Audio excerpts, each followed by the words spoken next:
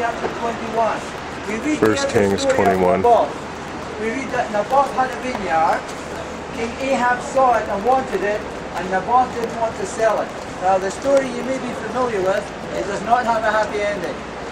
Because Jezebel had Naboth taken to court. By Hebrew law, you needed 2 witnesses to secure the death penalty, and she made sure she has 2 witnesses. 1 Kings 21 verse 13 says, he was taken outside the city, and he was stoned to death. Because executions were carried on outside cities. It would have been unclean to execute a criminal within the walls of the city. Now Naboth lived in the north. He lived in the Jezreel Valley, a very fertile plain in the north of the country. But if you had lived in Jerusalem back in these days, and if the courts had found you guilty, and you were to be condemned to death by stoning, then they may have brought you right here, this area right below us here, where today this bus station is. This place here was a place of stoning, a place where the Jewish authorities punished criminals. Now, this bus station has only been here since the 1950s, and it's built on an ancient site here. This was an ancient stone quarry. Long before the time of Jesus, this had been quarried flat, and the stone that they quarried here contributed to the building works in the old city over there in ancient times. Now, when the Romans came to power here, they tried to stop stoning. They passed a law against it because they brought a new form of capital punishment here, crucifixion. And we believe they continue to carry out their public executions here. Now, where was Jesus crucified? I'm going to mention briefly 5 scriptures, and I believe they paint a picture for us. Matthew 27 verse 33 says, when they came to Golgotha, the place of the skull, there they crucified him, Golgotha. Now it was the Jews who called the place Golgotha, but it was the Romans who carried out the crucifixion. The Romans who carried out the crucifixion, and the Romans had a completely different name for the place, and that name is now famous around the world, because the Romans called the place Calvary. That's why Golgotha and Calvary are one and the same place. And both of these words, in 2 different languages, mean the same thing, a skull. Jesus was crucified at the place of the skull. Now generations of people have looked up this hill behind me here and thought they could see a skull's face here. Now this picture of the hill right here, this picture of the hill was taken more than 130 years ago. At the time this picture was taken, there were no buildings outside the walls of the old city over here. This is all that's the northern wall of the city, just 250 meters from here. That's the north wall of the old city, just over there. It was all undeveloped land outside the walls. And you can see why people looking at this hill here, they would have called it the skull. And you can still see that area over there today.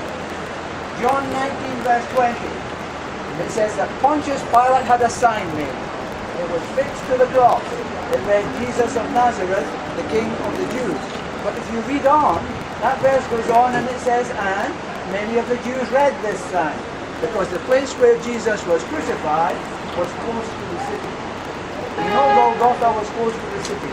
And as I just said, we're only 250 meters from the city. Hebrews 13 verse 12 says, Jesus suffered outside the city gate. Now the nearest gate is only 400 meters from here, the Damascus gate. Now that gate is old, but it doesn't date back to the time of Jesus. But the archaeologists have dug right below us. And underneath there's a Roman gate there. 400 meters from here. Now you can see the gate. They've opened up that whole thing. You can go down there and see the Roman gate. It's 400 meters from here. Mark 15 verse 29 tells us the people passing by were hurling insults at him.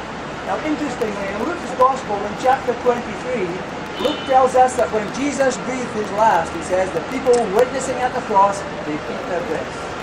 And it says, a little further away, those who knew him, those who knew Jesus, who had followed him from the Galilee with the women, they witnessed it there. Luke says, a group witnessing at the cross, a group a little further away, the ones who knew Jesus.